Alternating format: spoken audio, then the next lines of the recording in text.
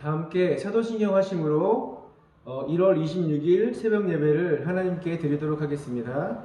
전능하사 천지를 만드신 하나님 아버지를 내가 믿사오며 그 외아들 우리 주 예수 그리스도를 믿사오니 이는 성령으로 잉태하사 동정녀 마리아에게 나시고 본디오 빌라도에게 고난을 받으사 십자가에 못 박혀 죽으시고 장사한 지 사흘 만에 죽은 자 가운데서 다시 살아나시며 하늘에 오르사 전능하신 하나님 우편에 앉아 계시다가 저리로서 산자와 죽은 자를 심판하러 오시리라. 성령을 믿사오며 거룩한 공예와 성도가 서로 교통하는 것과 죄를 사하여 주시는 것과 몸이 다시 사는 것과 영원히 사는 것을 믿사옵나이다. 아멘.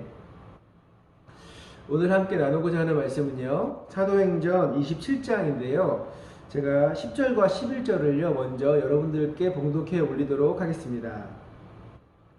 말하되 여러분이여 내가 보니 이번 항해가 화물과 배만 아니라 우리 생명에도 타격과 많은 손해를 끼치리라 하되 백부장이 선장과 선주의 말을 바울의 말보다 더 믿더라.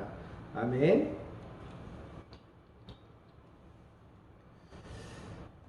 예루살렘으로 돌아온 이후에 바울은 여러 가지 오해와 또 암살의 위험과 계속되는 재판으로 인해서요 위태로운 삶을 살아가고 있습니다.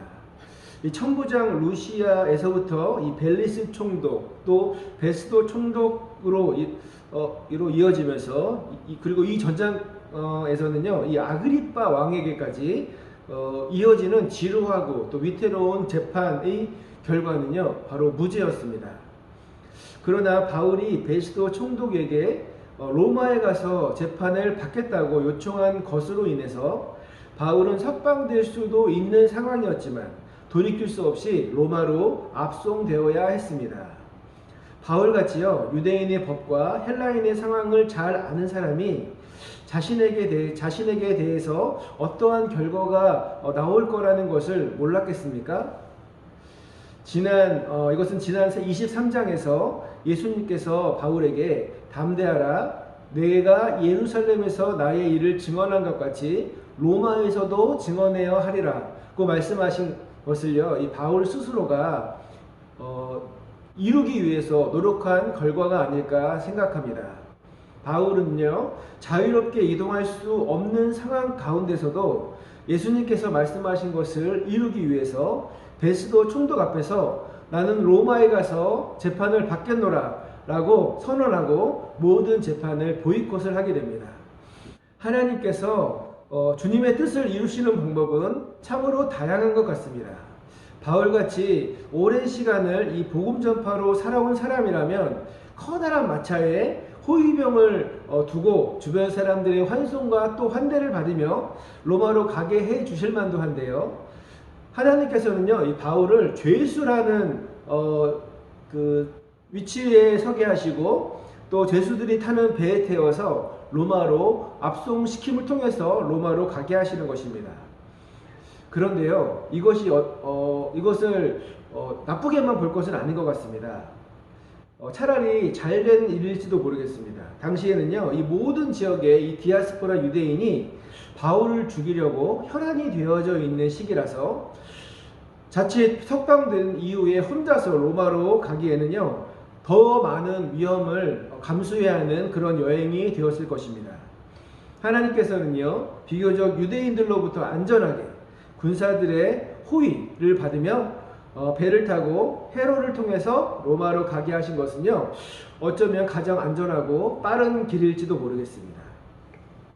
27장은요 로마로 가는 배 안에서 있었던 에피소드들을 기록하고 있습니다. 바울은요 이번에 항해가 배와 화물과 생명에 큰 타격을 줄 만큼 위험한 일이 있을 것이라고 경고하고 출항 날짜를 미루자라고 건의합니다. 그런데 죄수이면서 선원 출신도 아닌 이 바울의 말을 들을 선장과 선원이 있을까요? 그들은요 바울의 말을 묵살하고 바로 출항해서 결국 유라굴로라는 커다란 폭풍을 만나게 됩니다. 이 폭풍은요 14일 동안 지속되는데 배의 모든 사람들은요 이 폭풍으로 인해서 배가 밀려나 스르비스에 걸릴 것을 두려워하여 모든 짐을 다 버립니다. 이 스르디스는요, 해서 번역하면 모래톱이라고 번역하는데 아마 날카로운 암초가 많은 이런 다도의 지역으로 추측이 됩니다. 모든 사람들이 먹지도 못하고 기력이 다 빠져 이제 삶을 포기하고 싶을 상황에 처했을 쯤에 바울은 다시 한번 하나님의 사자가 전해준 희망의 메시지를 전합니다. 우리 24절을 같이 한번 읽어봤으면 좋겠습니다. 시작. 바울아, 두려워하지 말라. 내가 가이사 앞에 서야 하겠고 또 하나님께서 너와 함께 항해하는 자를 다 내게 주셨다 하였으니. 이때서부터 배 안의 모든 사람들을 바울의 말을 신뢰하게 됩니다. 수심이 점점 낮아지는 것을 확인한 선원들이 거룻배를 내리고 탈출하려고 시도하는데요. 그런데 바울은요, 배를 떠나는 사람은 구원을 받지 못할 것이라는 경고를 합니다. 이 말을 들은 군사들은요, 이 거룻배를 묶고 있는 줄을 끊음으로써 아무도 배 밖으로 나가지 못하도록 조치합니다. 그러나 이 큰 배가 항구가 아닌 해변에 불시착할 때는요, 암초에 부딪히거나 모래바닥에 닿으면 배가 기울어져서 더 이상 항해를 할 수 없기 때문에 깊은 곳에 세워두고 작은 배들을 타고 육지로 오가며 이렇게 생활을 하게 되는데요. 이것은 너무나 당연한 일인 것입니다. 바울은요, 이 말도 안 되는 지시를 군인들을 내리고 군인들은 과감하게 결단하고 이 거룻줄을 끊어버렸다고 하는 것은요, 이 바울을 신뢰하지 않으면 도저히 할 수 없는 그런 일일 것입니다. 원래 제수들을 지킬 수 없는 상황에서 도망갈 것을 우려하게 되면 모두 그 자리에서 죽이는 것이 이 시대의 원칙인데, 제수들을 지키는 백부장이 바울을 살리기 위해서 모두 다 살려주게 됩니다. 결국 이 바울의 말대로 그 배 안의 모든 사람들은요, 한 사람도 죽지 않고 모두 멜리데라고 하는 섬에 도착하면서 27장이 마무리됩니다. 오늘 말씀을 통해서 우리가 배울 수 있는 것은 무엇일까요? 첫째, 하나님의 인도하심은 우리가 알 수 없는 방식으로 이루어진다는 것입니다.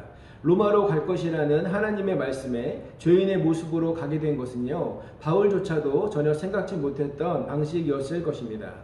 그러나 이 방법이 바울에게 가장 안전하고 빠른 방식이었기에 하나님은 그렇게 인도하신 것입니다.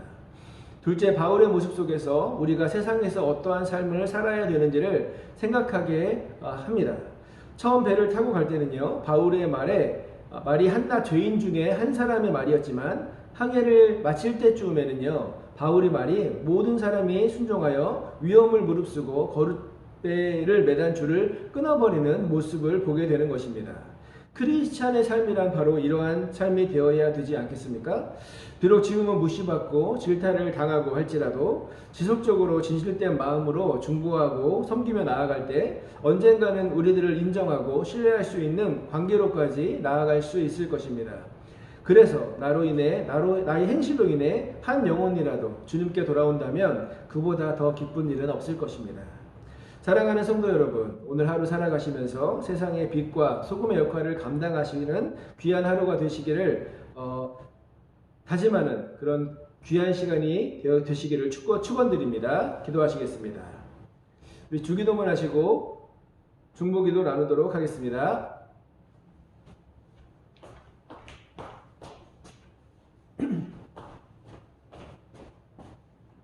하늘에 계신 우리 아버지여, 이름이 거룩히 여김을 받으시오며 나라의 마옵시며 뜻이 하늘에서 이룬 것 같이 땅에서도 이루어지이다. 오늘날 우리에게 일용할 양식을 주옵시고 우리가 우리에게 죄지은 자를 사하여 준 것 같이 우리의 죄를 사하여 주옵시고 우리를 시험에 들게 하지 마옵시고 다만 악에서 구하옵소서. 대개 나라와 권세와 영광이 아버지께 영원히 있사옵나이다. 아멘. 오늘 하루요, 하나님은 하신 약속을 반드시 지키시는 신실하심을 느끼며 감사하는 하루가 되었으면 좋겠습니다. 오늘 하루 우리가 있는 곳에서 빛과 소금의 역할을 감당하는 하루가 될 수 있게 해달라고 기도했으면 좋겠습니다. 교회를 위해서 기도했으면 좋겠습니다. 담임 목사님의 영육간의 강건함을 위해서 하나님의 뜻에 순종하는 성도가 됩시다라는 올해 표를 위해서 교회의 부흥과 또 다음 세대의 부흥을 위해서 기도했으면 좋겠습니다. 몸이 아픈 주체를 위해서 기도해 주시고요. 마지막으로 개인의 기도 제목을 놓고 기도하시도록 하겠습니다. 다 함께 기도하시겠습니다.